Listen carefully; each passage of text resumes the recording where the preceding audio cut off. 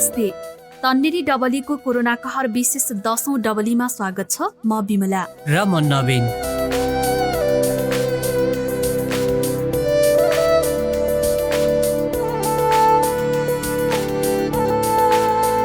के छ नवीन आजको विषय? केही तयारी गरेका छौ? तयारी त के हुन्छ र बिमला, आज पनि अलिकति स्वास्थ्य क्षेत्रकै कुरा गर्ने कि भन्ने सोच्दैछु। अघिल्लो एपिसोडमा जस्तै यो पालि पनि स्वास्थ्य क्षेत्रकै बारेमा कुरा गरौँ न। मैले पनि स्वास्थ्य क्षेत्रकै कुरा गर्ने सोच बनाएको छु।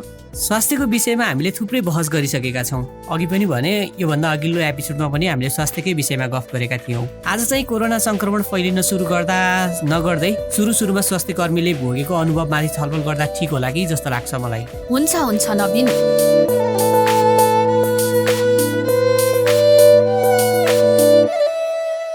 विश्वव्यापी महामारी र त्यसमा फ्रन्टलाइनर अर्थात् युद्धकर्ता भनेकै स्वास्थ्य कर्मी हुन्, जसले कोरोना विरुद्ध युद्ध नलडेको भए आजसम्म हामी अझ बढी त्रासमै हुन्थ्यौं।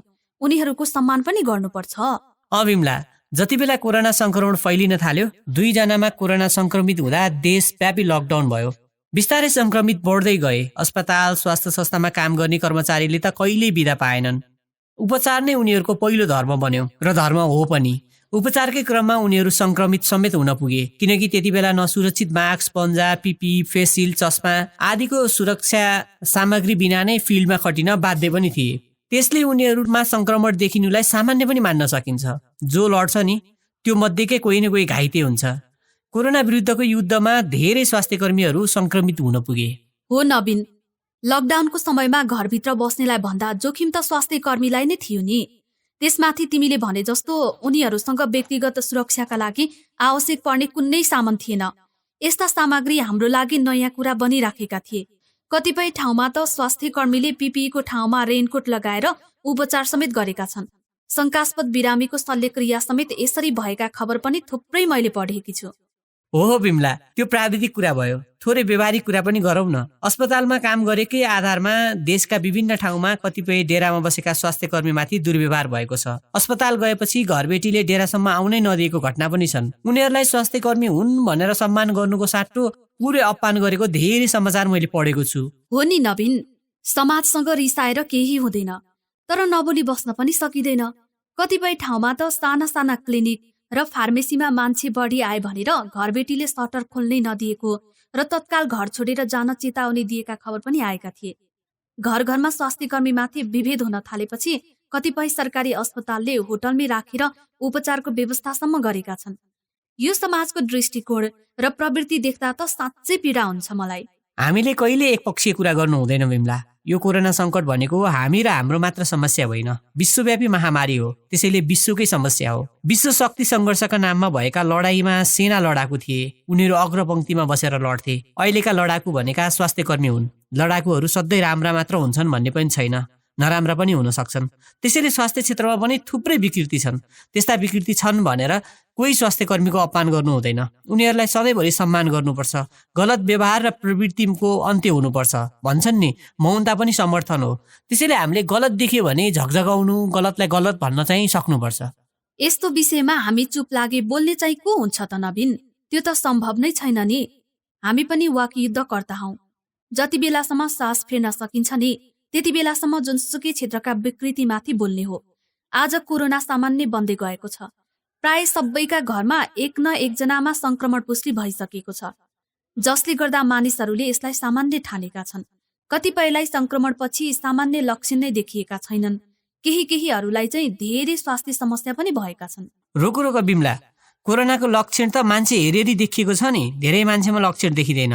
थुप्रै मान्छेलाई आइसियु भेन्टिलेटरमा राखेर उपचार गर्नु परेको छ। स्वास्थ्य तथा जनसङ्ख्या मन्त्रालयको अनुसार अहिले नेपालमा मात्र झन्डै 2,52,000 भन्दा बढीमा कोरोना पुष्टि भइसकेको छ। त्यसमध्ये 2,41,000 जना निको भएका छन् भने झन्डै 1,800 जनाले कोरोना संक्रमणले ज्यान गुमाउनु परेको छ। त्यसमा स्वास्थ्य कर्मी चाहिँ कति रहेछन्? स्वास्थ्यको कुरा गर्दा तिमीले यो सोध्छौ भन्ने मलाई पहिले थाहा थियो। त्यही भएर मैले यसबारेमा जानकारी लिएको छु। देशभर कोरोना संक्रमण नियन्त्रण, रोकथाम र उपचारमा खटिएका 4,728 जना स्वास्थ्य कर्मीमा कोरोना संक्रमण भएको रहेछ। तर योभन्दा धेरै स्वास्थ्य कर्मीलाई कोरोना भएको हुन सक्ने स्वास्थ्य तथा जनसङ्ख्या मन्त्रालयका सहप्रवक्ता डाक्टर समीर कुमार अधिकारीले बताउनुभयो। भो मलाई त यो कोरोनाको सरकारी हिसाब देखेर पनि दिक्क लाग्छ भन्या। यो डबलीमा सरकारी तथ्याङ्क सुनाउने होइन क्या, यहाँ त मान्छेको अनुभव, समाजले गरेका गलत काम र कोरोना विरुद्धको लडाईँका सन्दर्भमाथि छलफल गर्ने हो नि।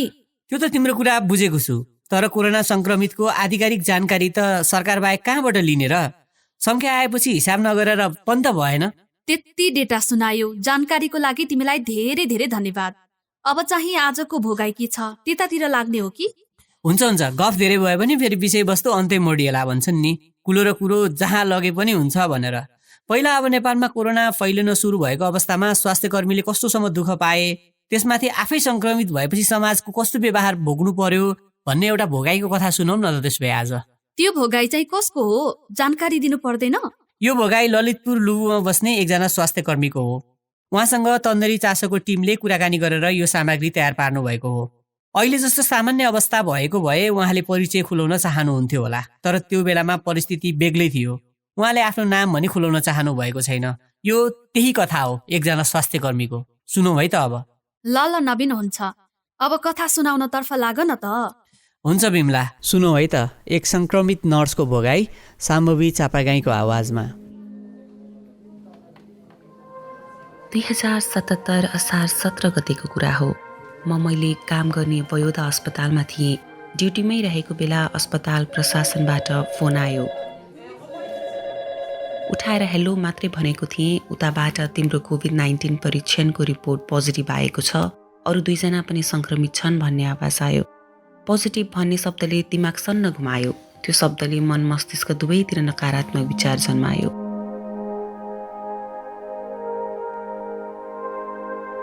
मन मस्तिष्कमा नकारात्मक विचार आउँदा कस्तो हुन्छ? भोग्नेहरूले थाहा पाइहाल्छन्। नभोग्नेहरूलाई मेरो आग्रह, आँखा चिम्मा गरेर 1 मिनट जीवनमा भोगेको सबैभन्दा नकारात्मक क्षणको सकस सम्झनुस् त। सम्झनुभयो?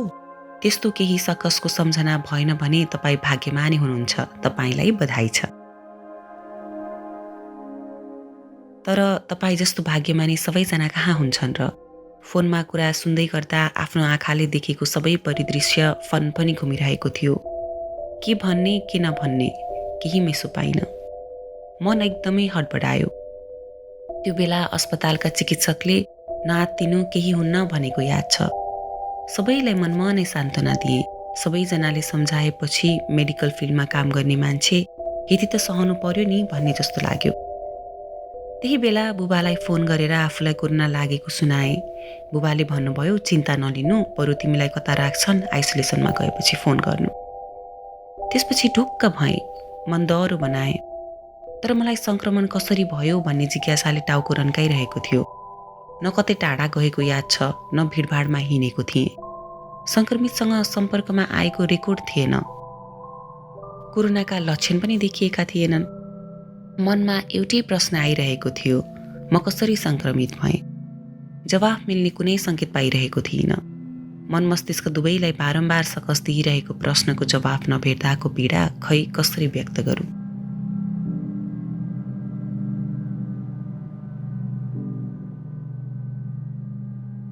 म कार्यरत अस्पतालमा उपचाररत एक व्यक्तिलाई संक्रमण पुष्टि भएको थियो, तर म त्यो व्यक्तिको सम्पर्कमा त के नजिकै वार्डमा पनि गएको थिइनँ।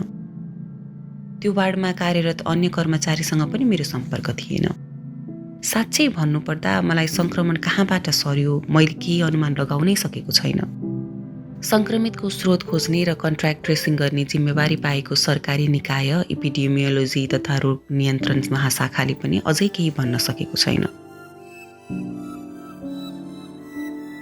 8 दिन अस्पताल बसेर अहिले निको भएर घर फर्किएँ, तर त्यति बेला म र मेरो परिवारले भोगेको मानसिक तनाव अहिले पनि सम्झन्छु। मेरो घर ललितपुरको महालक्ष्मी नगरपालिकाको लुबु हो। मलाई संक्रमित पुष्टि भएपछि गरिएको परीक्षणमा मेरै परिवारका 7 जना र घरमा भाडामा बस्ने 2 जना संक्रमित पुष्टि भएको थियो। त्यसै गरी म गएको फार्मेसीमा कार्यरत 2 जनालाई पनि संक्रमण पुष्टि भयो। यही घटनालाई आधार मानेर गाउँमा 1-1 जनालाई कोरोना सारेको अब्जस मेरो टाउकोमा परेको छ। नखाएको विषले जिउँदै मारियो भने जस्तै भएको छ। मलाई मानिसले अपराधी ठहर्याएर अनेक प्रहार गरेका छन्। फेसबुकबाट मेरो फोटो तानेर लुबुको संक्रमित केटी यही हो भनेर भाइरल गराए। त्यसले गर्दा मेरो धेरै चित्त दुखेको छ। मेरो ठाउँमा जो कोही भएको भए पनि चित्त दुख्थ्यो। एकपटक आँखा चिम्म गरेर तपाईँ आफै सङ्क्रमित भएको कल्पना गर्नुहोस् त। अनि मानिसले तपाईँलाई नाना थरी भन्दै तपाईँको फोटो सामाजिक सञ्जालमा भाइरल गरेको कल्पना गर्नुहोस्। हो, कल्पना गर्न पनि गाह्रो हुन्छ, तर मैले यथार्थ भोगेकी हुँ। म वयोदा अस्पताल काम गर्न थालेको जम्मा 12 दिन भएको थियो। नयाँ भएकाले घुलमिल भइसकेको थिइनँ। म आफ्नै डिपार्टमेन्टमा काम गर्थेँ। अस्पताल र घर बाहेक अन्त आउजाउ पनि थिएन। केही दिन अघि अस्पतालमा उपचाररत एकजना बिरामीलाई सङ्क्रमण पुष्टि भयो। त्यही कारण असार 14 गते अस्पतालका 100 जनाभन्दा बढीको PCR टेस्टका लागि स्वाब सङ्कलन गरियो। त्यही बेला मेरो पनि स्वाब सङ्कलन गरिएको थियो। स्वाब सङ्कलन गरे पनि सङ्क्रमण पुष्टि भएका बिरामीसँग सिधा सम्पर्क नभएकाले हामी घर अस्पताल आउजाउ गरिरह्यौँ। हाम्रो रिपोर्ट नेगेटिभ आउँछ भन्नेमा ढुक्क थियौँ। 16 गते मम्मी बिरामी भएर लुबुको स्वस्तिक फार्मेसीमा लगे, जहाँ लकडाउन अगाडिसम्म म आफै काम गर्थेँ। तर 17 गते साँझतिर मेरो रिपोर्ट पोजिटिभ आयो र मलाई सशस्त्र प्रहरी बलम्बु लगियो। असार 21 गते कन्ट्र्याक्ट ट्रेसिङको टोली हाम्रो घर पुग्यो। 4 दिनसम्म हाम्रो घरका सबैजना मानसिक तनावमा बसे। मलाई पोजिटिभ आएको खबर गाउँभरि फैलिसकेको थियो। मेरो कारणले टोल छिमेका मान्छेहरूले आफ्नो घर देखाउँदै यही घरकी केटीलाई हो कोरोना देखिएको भन्न थालेका रहेछन्। मम्मीको फागुनमा पत्थरीको अपरेसन गरेको थियो। 1 महिना अघि लडेर नसा च्यापिएको र टाउकोमा चोट लागेको छ। भाउजू 9 महिना अघि गर्भवती हुनुहुन्छ। भाउजूको 5 वर्षे छोरा डाउन सिन्ड्रोम भएकाले भनेको केही बुझ्दैन। यस्तो बिरामी परिवार बसेको घरमा त्यत्रो दिनसम्म कसैले सामान पुर्याइदिएनन्। कतिसम्म भने नजिकको पसलबाट 1 जार पानी लगिदिने कोही भएनन्। मानिसहरू घर अगाडिको बाटो समेत हिँड्न छाडे। डाक्टरले भाउजू सुत्केरी हुने डेट यही महिनाको अन्तिमलाई तोकेका छन्। त्यही बेला उहाँलाई सुत्केरी व्यथा लागेको भए कसले आएर सहयोग गर्थ्यो? सम्झिँदा पनि आङ सिरिङ्ग हुन्छ। धन्न उहाँलाई त्यो बेला व्यथा लागेन। हाम्रो घरका सदस्यहरूको स्वाब झिक्न 4 दिन लाग्यो भने रिपोर्ट आउन थप 5 दिन। भाउजूको रिपोर्ट 24 गते आयो, अरू 8 जनाको रिपोर्ट 25 गते। म बलम्बु अस्पतालबाट डिस्चार्ज भएर त्यही दिन घर पुगेकी थिएँ र परिवारका सदस्यहरूभन्दा छुट्टै बसेकी थिएँ। हामीले उहाँहरूलाई आइसोलेसनमा लाने गाडीका लागि धेरै फोन गऱ्यौँ, तर त्यो दिन आएन। 26 गते दिउँसोतिर एम्बुलेन्स आएर उहाँहरूलाई लग्यो। अहिले उहाँहरू कीर्तिपुर स्थित आयुर्वेद अस्पतालमा बसेर पनि डिस्चार्ज भइसक्नु भएको छ। म सङ्क्रमित भएपछि उहाँहरूले त्यत्रो दिनसम्म भोगेको तनाव सुनाउन समेत सक्दिनँ। अहिले घरका 9 जना मात्र होइन, फार्मेसीका 2 जना दाइ समेतलाई सङ्क्रमण सारेको आरोप मलाई लागेको छ। घरको सबै मान्छेसँग मेरो भेटघाट हुँदैन। फार्मेसीमा पनि त्यो दिन 5 मिनट मात्रै बसेकी हुँ। मलाई यतिसम्म भनियो कि लुबुका सबैलाई कोरोना सार्ने मै हुँ। मेरै कारणले सबैजनालाई तनाव भयो। मलाई नेपालमा सङ्क्रमण भित्र्याउने मै हुँ। मेरै कारण देशले यत्रो ठुलो सङ्कट भोग्नु परेको छ भने चाहिँ गरी प्रचार गरियो। मलाई हरेक दिन अनेकौँ फोन आए। कसैले भेन्टिलेटरमा हो कि कता भनेर सोधे। लुबुतिर पनि 3 दिनसम्म भेन्टिलेटरमा राखेको थियो रे, मर्न लागेकी थिए रे भन्ने हल्ला चलाएछन्। यस्तो हुँदा कति तनाव हुन्छ म शब्दमा व्यक्त गर्न सक्दिनँ। म स्वास्थ्यकर्मीलाई त यस्तो भयो भने अरूलाई झन् के होला? कोरोना सङ्क्रमण भएकैले मानसिक तनाव भोग्ने कति होलान्?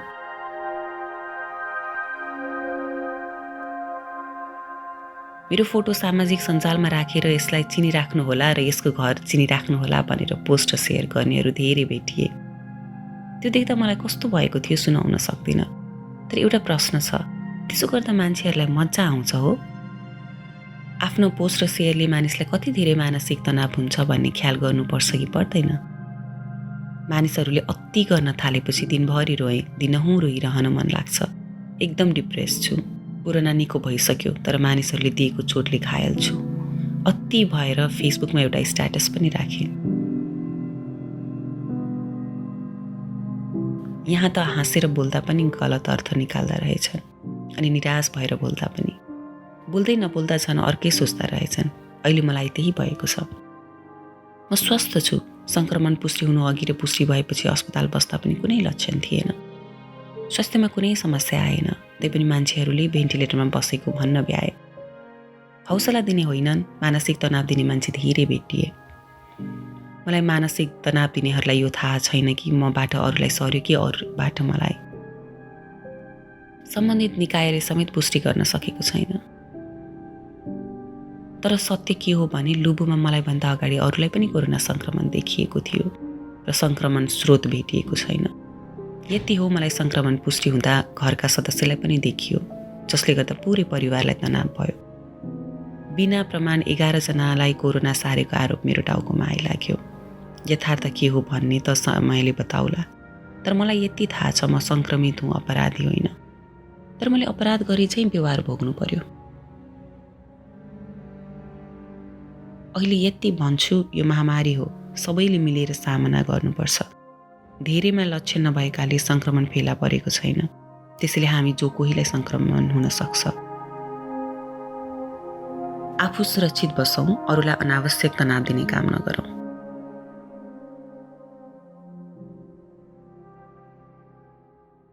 हैट नवीन, हाम्रो समाज त कोरोना भन्दा खतरा रहेछ। एउटा स्वास्थ्यकर्मी संक्रमित हुँदा उसलाई पुरै अपराधी नै बनाएर दुर्व्यवहार भएका यस्ता घटनाले आम स्वास्थ्यकर्मीले यो महासङ्कटमा कसरी काम गरिराखेका होलान्। यो सबै सुनेपछि मलाई त कस्तो घिन लाग्दो, फोहोरी समाजमा बाँचेको छु जस्तो लाग्दैछ। हो नि बिमला, हाम्रो समाज वास्तविकता नबुझी मान्छेलाई अपराधी ठहर गर्न माहिर छ हेर। त्यसैले त कानुनको राम्ररी कार्यान्वयन हुन सकेको छैन नि। हेर न, संक्रमितलाई उन र उनको परिवारमाथि भएको विभेद, मान्छेहरूले मान्छेमाथि कतिसम्म विभेद गर्न सक्छन् क्या। हामी सुन्नेलाई त यति पीडा छ, साँच्चीकै भोग्नेलाई कस्तो भयो होला है। त्यही त, कोरोना भाइरस देख्न सकिँदैन, विशेषतः यो श्वास प्रश्वासबाट सर्ने गर्छ। सफाइमा ध्यान दिने र मास्क अनिवार्य गरेर भिडभाडमा नगए यसबाट बच्न सकिन्छ। तर यो भाइरस कसैले सार्छु भनेर त कसैलाई सार्न सक्दैन। त्यसमाथि स्वास्थ्यकर्मीलाई कामको सिलसिलामा संक्रमण भयो त के नै ठूलो कुरा हो र। उसको व्यक्तिगत चरित्र हत्या नै गर्ने गरी मानिसले गरेको व्यवहार र उहाँको परिवारमाथि भएको विभेद देखेर पो म चकित परेको छु नवीन। तिमी आफै सोच न बिमला, संक्रमित परिवारले पानीसम्म खान नपाउने स्थिति सिर्जना हुनु भनेको कहाँसम्मको विभेद हो। त्यस्तो त कल्पना पनि गर्न सकिँदैन हेर। तर राजधानी उपत्यकामै कोरोना संक्रमितमाथि यति ठूलो अन्याय भएको छ। संक्रमित त आइसोलेसनमा बस्न अस्पताल गए, ठिकै छ, तर घर बसेको उसको परिवारलाई खानेकुराको व्यवस्था पनि नगर्ने, पानीसम्म किन्न निस्किन नदिने कस्तो समाजमा बसेका छौँ क्या हामी। कोही कोही बेलामा त कस्तो लागेर आउँछ। हो नवीन, यसमा सरकारको लापरवाही देखिन्छ। सुरुमै सरकारले कोरोनालाई एउटा आतंकको रूपमा प्रचार गर्यो। कोही एक संक्रमित भएमा गाउँ र टोल मात्र होइन, जिल्ला नै सिल गर्न थाल्यो। संक्रमण फैलिन नदिने सरकारको यो तरिकालाई कतिपयले ठिक नै मान्छन् होला, तर यसले आम मानिसमा कस्तो प्रभाव पर्यो भनेर सरकारले कहिल्यै ख्याल गरेन। यसले त यसअघि समाजमा चलेको जातीय विभेद भन्दा पनि डरलाग्दो विभेदको खाडल बनायो। संक्रमितमाथि तल्लो स्तरको व्यवहार मात्र भएन, उनीहरूको बाँच्ने र खाने अधिकारमाथि नै समाजले धावा बोल्यो। यस्तो व्यवहार गर्नेमाथि सरकारले कुनै कारबाही गरेन, उल्टै सरकार रमिती बनेर हेरिरह्यो बस्यो। सरकार रमिती बन्दा कतिपय संक्रमित मानसिक पीडाले आत्महत्या गर्ने अवस्थासम्म पुगे। यो भन्दा दुःखको कुरा के हुन्छ, तिमी आफै भन त। सरकारी लापरवाहीको कुरा गरेर त साध्य छैन हेर। तर सरकारी लापरवाहीको मात्र होइन, अहिलेको बेलामा हामी आफू पनि त लापरवाही भयौँ कि जस्तो लाग्छ। हामी आफूले पनि हो नि यो विभेद बढाएको। समाजमा यस्ता खाले विकृतिको अन्त्य गर्न स्थानीय सरकारले पनि पहल गर्नु पर्थ्यो, त्यसमा पनि कुनै पहल गरेन। संक्रमित व्यक्तिले नचाहेसम्म उसको परिचय गोप्य राख्नुपर्छ भनेर निर्णय गर्न सक्ने सरकारले यो ठाउँको संक्रमित हो भन्दै मान्छेलाई मानसिक पीडा हुने गरी सामाजिक सञ्जालमा तस्बिर पोस्ट गर्नेलाई कारबाही किन गर्न सकेन जस्तो पनि लाग्छ। यो त सरकारकै लापरवाही हो नि। नियम कानुन छ भन्दैमा त्यसको इम्प्लिमेन्टेसनमा नलाग्ने हो भने त्यसको कामै भएन नि। त्यसैले खासमा हामीलाई सरकारले व्यवहारमा चाहिँ फिल हुने गरी सरकारले आफ्नो क्रियाकलाप गरेर देखाउनु पर्छ जस्तो लाग्छ मलाई। हाम्रो समाज खराब हुनुमा राज्यको दोष पनि छ, तर हामी सधैँ राज्यलाई मात्र दोष लगाएर कतै पुग्न त सक्दैनौँ नवीन। तर संक्रमितमाथि हुने विभेदको अन्त्य गर्नका लागि सरकारले गाउँ गाउँमा कोरोनाको बारे सचेतना फैलाउन सक्थ्यो। बिरामी र उसको परिवारलाई सहयोग गर्नका निम्ति टोल टोलमा टोली खटाउन सक्थ्यो। संक्रमितको परिवारसँग कसरी व्यवहार गर्ने भनेर स्थानीय युवाहरूलाई परिचालन गर्न सक्थ्यो। संक्रमित परिवारलाई समाजबाटै तिरस्कार गर्ने प्रवृत्तिको सुरुवात त सरकारी लकडाउन र सिलबन्दीले गर्दा नै भएको हो नि। हेर त, त्यसको परिणाम संक्रमित परिवार हप्तौंसम्म भोकै बस्नुपर्ने बाध्यात्मक परिस्थितिसम्म सिर्जना भयो। तिमी जतिको सोच्ने मान्छे जिम्मेवार निकायमा भएको भए थुप्रै परिवर्तन हुन्थ्यो होला बिमला। हेर न, यो कथा सुनेपछि कस्ता कस्ता मान्छे नै हुँदा रहेछन् भन्ने कुरा मात्र मेरो दिमागमा खेलिरहेछ भने।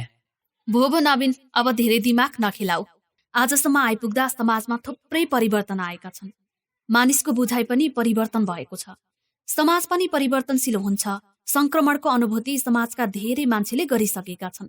गलत कुरालाई धेरै चर्चा गर्नु पनि त्यही गलतलाई प्रोत्साहन गर्नु भन्छन्। अब यो कुरा नगर।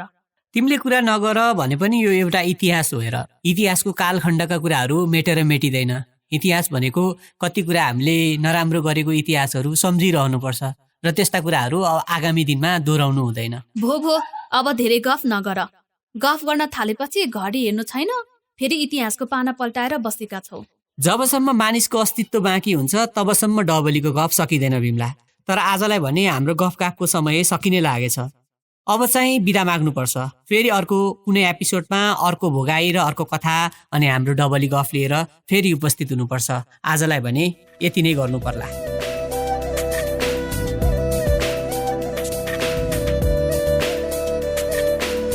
यी र यस्ता कथा र भोगाईहरू हाम्रो पोडकास्टमा सुनेर तपाईँलाई कस्तो लागेको छ? यो तपाईँले विभिन्न पोडकास्ट एप्सहरू जस्तै Google podcast, Apple podcast, Castbox जस्ता धेरै प्लेटफर्महरू मार्फत सुन्न सक्नुहुन्छ।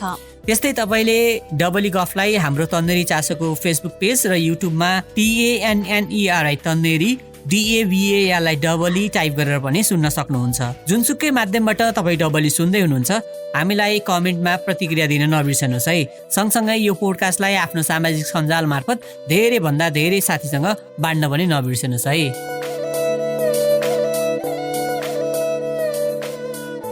तपाईँलाई लकडाउनको समयमा भोगेका पीडा र कसैले गरेका उदाहरणीय कामबारे जान्न मन भए हाम्रो वेबसाइट coronakahar.com मा गएर पढ्न सक्नुहुन्छ।